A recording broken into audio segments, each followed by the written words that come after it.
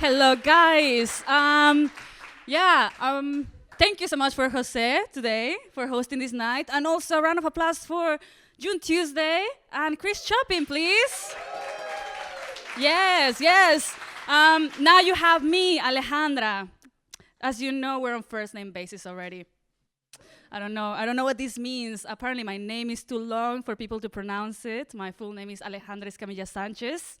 I am from Mexico, so that is a mouthful. But that makes me feel like I'm Cardiff's Beyonce, you know?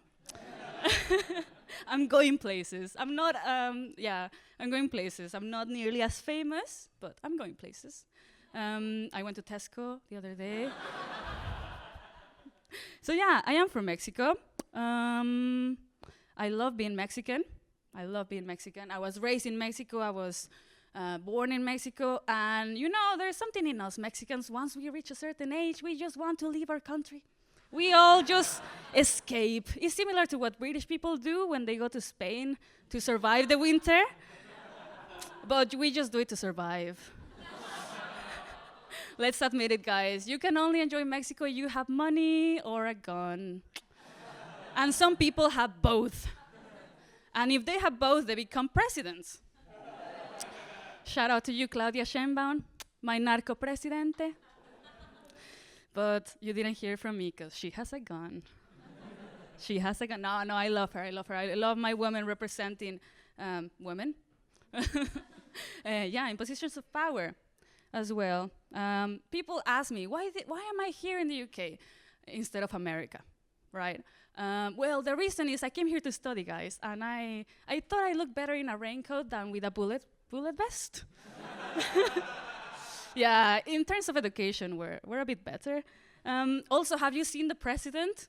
Have you seen, come on. If anyone has not seen the president's meltdowns, Trump, God, I wish I was them because I don't want to hear anything more about him. But this is not comedy, this is just my opinion. Anyway, no more political speech. From me, I got a job now. Yes, I also have a language degree, my friend. Yeah, what languages did you study? Oh my God, hola, mucho gusto. Porca miseria, parla cristiano. You know that one? No? Okay. Where did you study, my love? Where did you study? Me too. Yeah. Yeah, maybe. I did graduate like long ago. But yeah, the school is getting demolished. That's quite, yeah. Yeah, it's hard for us to get a job now. No, you'll be fine, you'll be fine. But yeah, I got a job not in my industry. I actually got a job abroad. I work in Bristol. I'm international. I'm an international girl. And people in Bristol have such good fashion sense. Like, honestly, even the homeless dude looks great. Like, everyone's rocking it. I was wearing this in the office. Yeah, we're trendy people, we're fashion. But yeah, I realized that getting a job is almost like dating, because it's so hard. It's so hard, so difficult to do. And I'm gonna explain it to you guys, because dating is much like getting a job. First of all, you have to be desperate. And the goal is that you want someone to feed you. Yeah. And first, you're gonna meet, like through a Zoom call perhaps, and you're gonna like bear something very general, very informal. You're just checking to see if you're real, basically. Like you're there in the Zoom call and you're like, is he real? Check. Is he human? Check. Does he look like he does in the picture? Okay, yeah, we can do that. And then we move on to the next stage, where you actually meet in person. And here comes the more general questions, like in the second date, second interview. They go like, so where do you see yourself in 5 years? Do you want to have kids? Tell me about the time where you can demonstrate the following values: loyalty, truthfulness, and more loyalty. I don't know. I forgot that one. But yeah, they may have you do a practical task. Yeah, you know what I mean. And then once that practical task is done, they don't say anything to you. They don't even look at you in the eyes.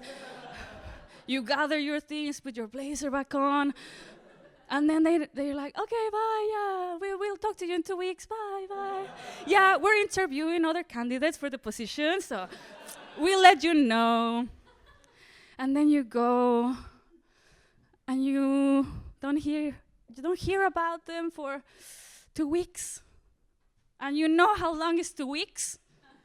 I watched the entire Breaking Bad in 2 weeks. By the time they called me, I forgot who they were. I was watching Breaking Bad. It was a great show, and like by the time they called, I already knew how to make these drugs. I was already in another different industry. Ugh, classic Mexican getting into drugs. Classic. It's in my veins. It's in my veins. You know what I also have in my veins? Anxiety and depression. Yes, awesome, fellow depressed people. We can cry together later. But yeah, it's so surprising to me that a man, once he woke up and he said, he was so sure of himself, so he was like, I think, therefore I am. I think, therefore I am. Man, this guy has his self-esteem through the roofs. Compared to that guy, nah, if I had to come up with something like that, I will say, I doubt, therefore I maybe. I maybe, yeah. A sad clap in the back. Thank you. Yeah, but actually, I was very relieved when I got when my doctor told me that I had anxiety, because I was like, oh, now it all makes sense. Yeah, that's why I keep running away from everyone. Perfect. And basically, I was very happy and I wanted to tell people, but also I didn't know how to tell people because they were going to have questions about it, and then I wouldn't know how to answer those questions, and everything was giving me anxiety. And so I was like, you know what? I'm just going to go and tell them. And I was like, you know what? I have anxiety, you know? And I made it so awkward that they left. And I was like, wow, this was so easy. So easy. Anyway, I'm going to move on now because I don't want to keep getting sad. But yeah, what I do I have a job now, yeah. So, yay! I got paid, yay! Yay, I can afford things now again. But yeah, I have a job, so now I get bored at job. And what I do is that I like to come up with my fun little games that I call. I was trying to see if we can match nationalities to breath. So for example, I'm gonna start with myself. I'm Mexican. So Mexicans are like toast. If you put your toast in like number 3 or 5, you get that little nice brown crunch. We're delicious. We are the toast because we're the foundation for your sandwich. We basically build your houses. Yes. We have some Irish people over here. You guys are like seeded bread because your seeds go everywhere.